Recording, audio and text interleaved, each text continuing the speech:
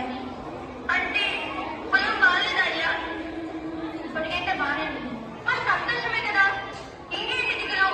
ఈసారి పంట చేతికి వస్తే పెద్దరాజు ఇస్తానన్న కట్నం డబ్బుల బాకీ తీర్చేయచ్చు. చిన్న కాలేజ్ ఫీజులు కూడా కట్టేస్తే మరి చదువు పూర్తయిపోతుంది. అయ్యా నీకు చెప్తే బాధపడతావని చెప్పలేదు కానీ పెద్దరాజు నాకు ఎంతో ఇబ్బంది పడుతున్నారంటయ్యా. కబురు చేసింది నేనేంటి ఈ ఏకరేగా చెప్తాను. మనిషి జీవితం వైకుంఠపాలని మా అయ్య చెప్పాడు. కానీ రైతు జీవితం పంటేసిన ప్రతిసారి వైకుంఠపాలి. అడుగడుగున గడ్డాలే కానీ కట్టెక్కించే నిత్యం. అవునయ్యా, కారణంతో తెలిసి చేయబడ్డ మూర్ఖత్వం. నా మాటనే పట్టం పోవయ్యా. ఆ మాటరా నీటి బయట ఉన్నాను. ఒక్క నిజం బావా, ఈ చిన్న కొడుకు ఆలోచండి. హలో, ఏ చిన్నాడా, ఎలా ఉన్నారా? నేను బాగున్నానా? నువ్వమ్మ బాగున్నారా? బాగున్నారా నాన్న, కాలేజ్ ఫీజు కట్టాలి, లేదంటే ఇన్నాళ్ళు నువ్వు అక్కడానే ఇక్కడ పడ్డ కష్టంతో ఉన్నాయి. సరే నాన్న, చదువు. ఏమంటయ్యా, బాబు డబ్బులు పంపిమన్నాడా? నా మాటినయ్యా, పట్టణం పోయేదని ఉద్యోగం చేస్తున్నావయ్యా. రైతు నాకు అక్కడే పని దొరుకుతుంది.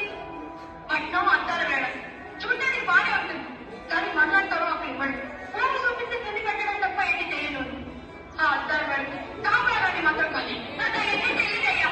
ఈసారి పంట తప్పిందా మనం పట్టడానికి పోతాం అంతే.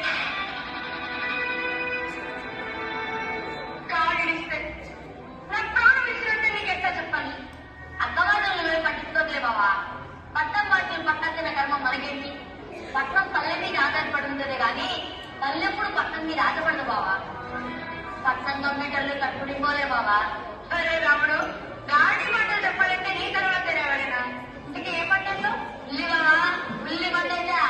ఈ దెబ్బతో మన దశ తిరిగినట్టే. అబ్బా ఎంతో నమ్మకం. ఏ పంట గిట్ట తిరిమాలచ్చే బావా.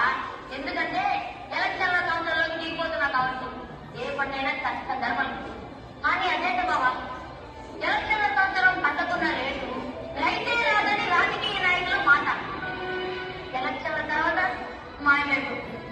ఇదే మనమో తెలియలేదు బావా. అంటే ఇస్తే మనం రైతులుగా ఎన్నుకుంటావా? రాజకీయ నాయకులు అయిపోవు.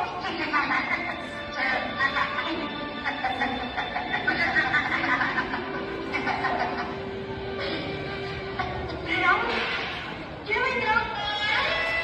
పరిస్థితి ఏం బాగలేదు బావా. దినదిన గంట సూర్యుల ఆయుష్లో ఉండిపోతుంది. ఇప్పటికే 3 దఫాల పంట పోయింది. ధాన్యంతో నిండాల్సిన నాయలు అప్పులు కుప్పలకు నెలవుగా మారింది.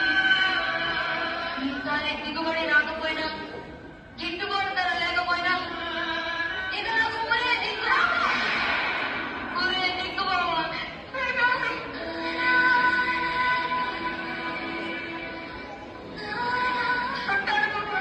ఎన్ని కష్టాలు వచ్చినా ఒంటరి ఈ ముఖానికి అన్నం పెట్టిస్తున్నాయని నా మనం అట్లాంటి మనం హసిపోయి అన్నాయని పెట్టాం. అన్నం తిన్నాను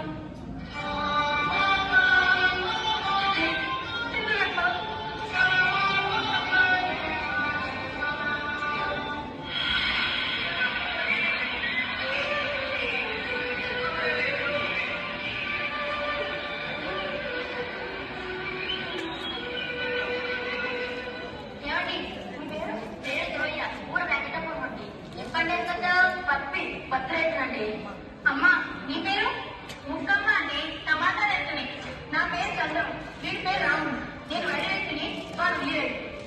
పంట చూస్తుంటే కష్టం పోయి ఆనందంతో కడుపు ఎండిపోతుంది. చేపలు కూడా తిన్నానుగా. సరుకు అందించవా?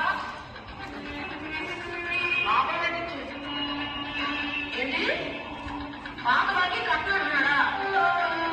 ఒక్క మస్త కూడా బాబాకి లేదో చెప్పు. అవునరా? ఎందుకే మొక్క మొక్కలు ఎక్కించావా? నీకు ఎందుకు చెప్పారా? అన్ని నేను అమ్మాయిని చూస్తున్నాను. ఒక్క పని చేయవా? ఏమైనా సరిగా ఉంది, నాకు బాగాలేదే కానీ నేను మనవాడికి ఎట్లా వస్తాడా?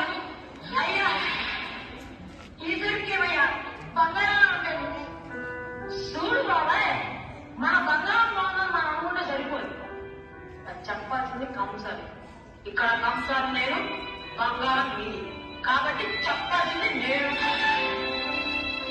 టమాటాలు అన్ని మొత్తం మొత్తలే, కిలో 2 రూపాయలు.